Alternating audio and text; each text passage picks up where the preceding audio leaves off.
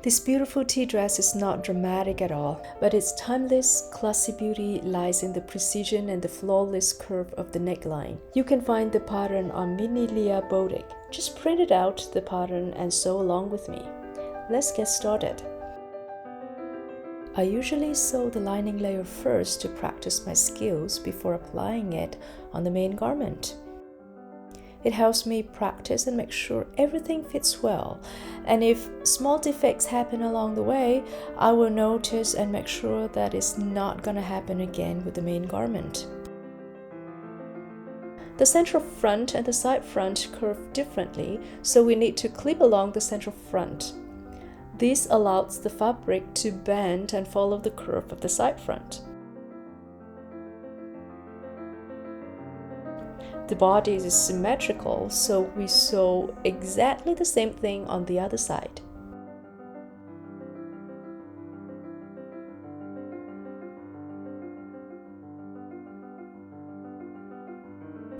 The poly lining fabric burns very easily, so instead of using an iron, I just hand pressed it.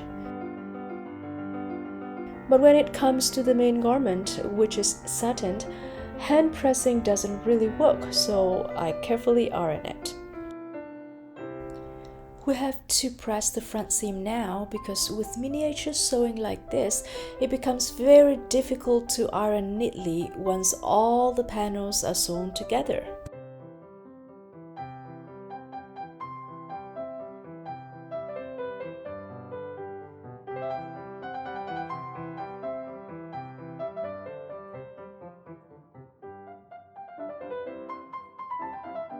Next, we attach the side back and the central back.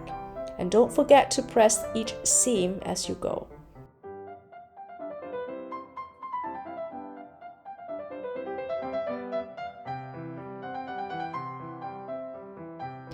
By the way, I'm just curious, what dolls do you have in your collection?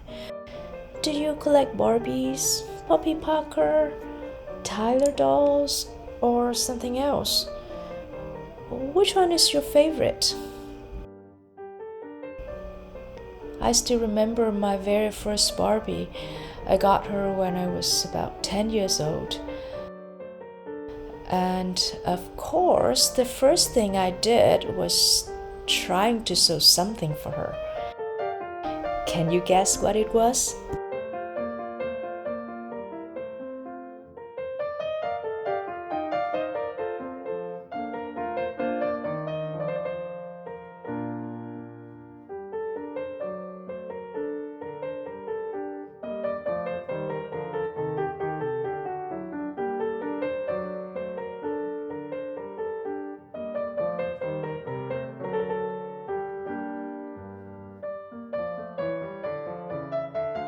There we go. Now we have two sides of the bodice. Next, let's make the inner skirt using some soft tulle to build up the volume of the dress. I cut the tulle about 1.5 times of the waist measurement of the skirt and then gather it.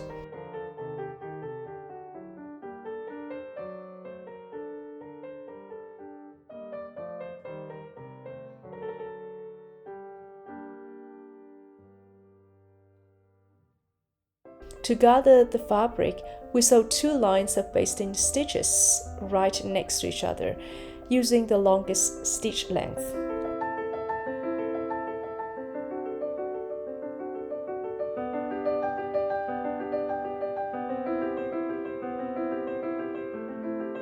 Then, gently pull the threads to gather the fabric and distribute the gathers evenly.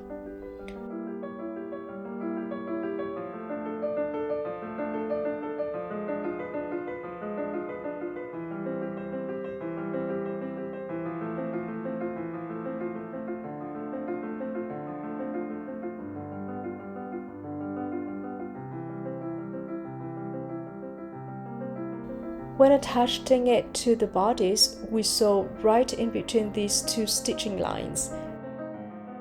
This helps keep the gather neat and even.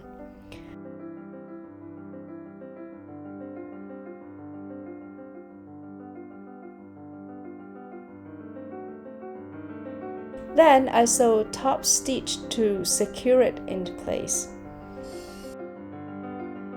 For the skirt of the garment, we sew the hem first before gathering the waist. I start by sewing a basted line along the edge. Then I gently pull the thread just a little bit to shape the curve. This makes it much easier to naturally fold the hem before sewing it down. I actually have several videos about sewing perfect curve hems, so you might want to check those on the channel. After ironing, we get a beautiful smooth curve hem. Next, we gather the waist in the same way. I place parchment paper underneath while sewing because the fabric is delicate. When we're done, the paper can be easily torn away.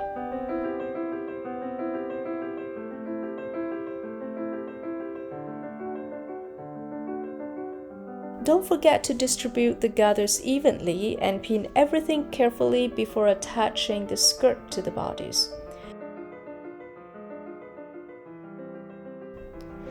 Take your time here. This step really makes a difference in how elegant the skirt will look. And if you enjoy these little sewing details, don't forget to like the video and subscribe so you won't miss the future tutorials like this.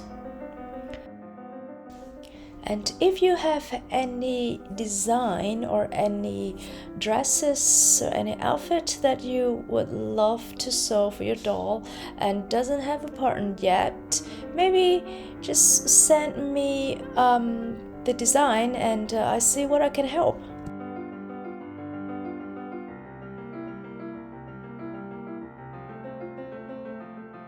The basting stitches used for gathering can be pulled out easily afterward, leaving no marks on the dress. Then I give the waistline a gentle press.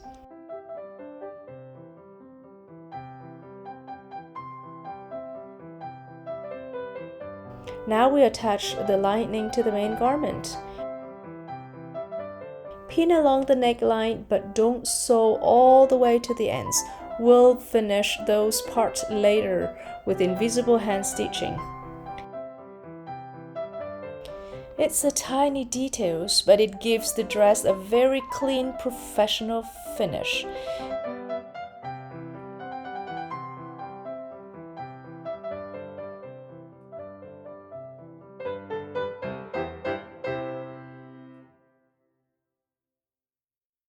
Clip along the curve and carefully iron the seam.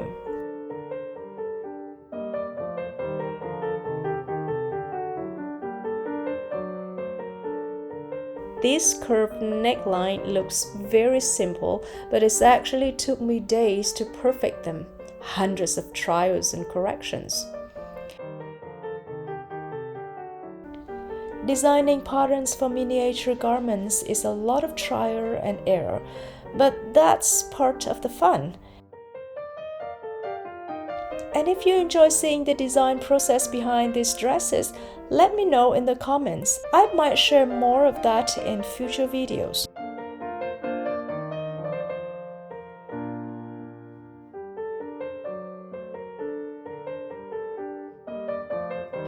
Now let's attach the invisible zipper. Use a zipper foot so that you can sew as close to the zipper teeth as possible. If you don't have a zipper foot, you can also hand sew it for a very clean finish. Since the zip foot is short, it doesn't take much time.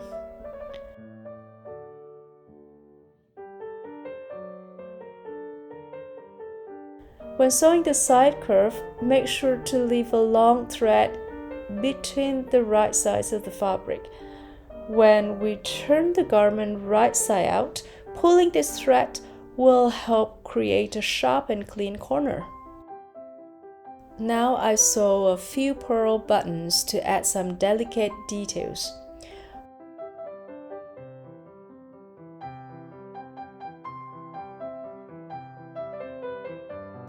Perfect! Everything is neat and clean. Let's try this on Miss Parker. I love how the fitted satin bodice contrasts with the soft, airy skirt.